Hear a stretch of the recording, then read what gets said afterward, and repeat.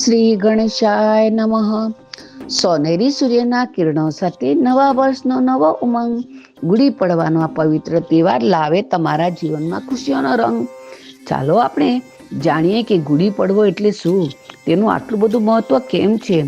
આખા વર્ષભરના 3.5 સારા મુહૂર્તમાં સૌથી સારું મુહૂર્ત ગુડી પડવો, અખાડ ત્રીજ, દશેરા અને જે અડધું મુહૂર્ત ગણાય ને તે બેસતું વર્ષ છે. ચૈત્ર સુદ એકમને મહારાષ્ટ્રમાં ગુડી પડવો કહે છે. ગુડીનો અર્થ વિજય ધજા થાય છે. તેને બ્રહ્મધ્વજ પણ કહેવામાં આવે છે. ગુડી પડવો એટલે આ સૃષ્ટિનો જન્મદિવસ. બ્રહ્માજીએ આ સૃષ્ટિની શુભ શરૂઆતનો આરંભ કર્યો હતો. સૃષ્ટિનું સર્જન થયું હોવાથી નવા વર્ષની શરૂઆત શક્તિની આરાધનાથી કરવામાં આવે છે, જેથી આખું વર્ષ મંગલમય રહે. આ દિવસથી 9 દિવસ સુધી ચૈત્રી નવરાત્રી તરીકે ઉજવાય છે. ચૈત્ર સુદ એકમનો દિવસ એટલે ગુડી પડવો. ચેતી ચાંદ ચૈત્રી નવરાત્રીનું પર્વ. યુગ અને આદિના સંધિથી યુગાદી શબ્દ પણ આ દિવસને કહેવાય છે. શાલિવાહન નામના કુંભાર પુત્રએ માટીની સેના બનાવી. તે સેનામાં પ્રાણ પૂર્યા. શક્તિશાળી દુશ્મન શકો એટલે કે હુણની સામે વિજય મેળવ્યો હતો. આ વિજયના પ્રતીક રૂપે ગુડી પડવાના દિવસથી શાલિવાહન શકનો આરંભ થયો હતો. આ દિવસથી 9 સંવત્સરી ચૈત્ર નવરાત્રીનું આગમન.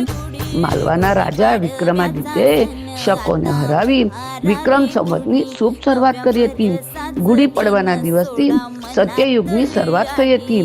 શ્રી હરિ વિષ્ણુ ભગવાને મત્સ્ય અવતાર લીધો હતો. પ્રભુ શ્રી રામ વાલીનો વધ કરી દક્ષિણની પ્રજાને મુક્તિ અપાવી. પ્રજાએ ખુશીથી વિજયના પતાકા લગાવ્યા. જ્યારે શ્રી રામ વિજય મેળવીને અયોધ્યા પાછા ફર્યા ને ત્યારે પ્રજાએ વિજયની પ્રતીક તરીકે ઊંચી ગુડી એટલે કે ધ્વજ લહેરાવી તેમનું સ્વાગત કર્યું. આ દિવસે પ્રભુ શ્રી રામ તથા યુધિષ્ઠિર બંનેનું રાજ્યારોહણ થયું હતું. મહાન ગણિતશાસ્ત્રી ભાસ્કરાચાર્યએ સૂર્યોદય અને સૂર્યાસ્ત પરથી પંચાગ એટલે કે હિન્દુ કેલેન્ડરની શરૂઆત કરી. મહારાષ્ટ્રમાં આ તહેવારનું ઘણું મહત્વ છે. મરાઠા સામ્રાજ્યના છત્રપતિ શિવાજી મહારાજ યુદ્ધ જીત્યા બાદ આ ગુડી પડવાની ઉજવણી ધામધૂમથી કરી હતી. આજે પણ મહારાષ્ટ્રમાં આ ગુડી પડવાનો તહેવાર ધામધૂમથી ઉજવાય છે.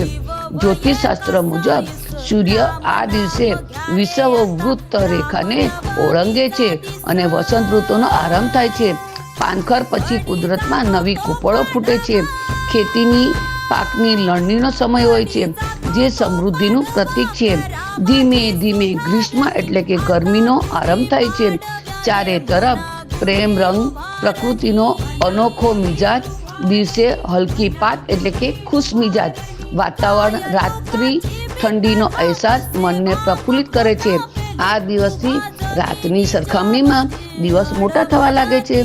ગુડી પડવાના દિવસે કડવા લીમડાના પાનનો રસ પીવાનો કે તેના પાન ખાવાનો ભારે મહિમા છે.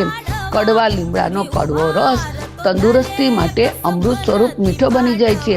એવી જ રીતે જીવતરમાં કડવાશનો ઝેર પીને કે ભૂલી જઈને સૌને અમૃતપાન કરાવવાનો સંદેશ ગુડી પડવાનું પર્વ આપે છે. ઘરની બહાર ગુડી લગાવવાથી ઘરમાં નકારાત્મક ઉર્જા દૂર થાય છે. એ ઉર્જા ઘરમાં આવતી નથી. સુખ, શાંતિ અને સમૃદ્ધિ આવે છે. કડવો લીમડો અને ગળ્યો ગોળ ખાવા પાછળનો સંદેશ એ છે કે જીવનમાં આવતા સુખ અને દુઃખ બંનેને સમાન ભાવે સ્વીકારવા જોઈએ. આમ કડવો લીમડો કે તેનો રસ પીવાથી લોહી શુદ્ધ થાય છે ને રોગ પ્રતિકારક શક્તિ વધે છે. આ દિવસે લોકો પૂરણપોળી, લીમડાના પાન કે પાનનો રસ પીવો, ગોળ, આંબલી, કાચી કેરી ઉમેરીને ખાદ્ય પદાર્થો ખાય છે. મીઠું કે નમક નથી ખાતા. ગુડીના પ્રતીકનું મહત્વ તેમજ કેવી રીતે તૈયાર કરવા અને કયા રાજ્યમાં આ પર્વની ઉજવણી થાય છે તે દર્શાવ્યું છે. કહેવાય છે ને, કડવો લીમડો અને મીઠો ગોળ જીવનના સુખ દુઃખનો આ જ છે જોડ. ચૈત્રની આ શુક્લ પ્રતિપદા લાવે સુખ, શાંતિ અને સમૃદ્ધિ સદા. ગુડી પડવાનું નવું વર્ષ તમારા પરિવાર ને સુખ ને મંગલમય જાય એવી પ્રભુને પ્રાર્થના. ગુડી પડવાની હાર્દિક શુભકામના. સૌને મારા જય શ્રી કૃષ્ણ.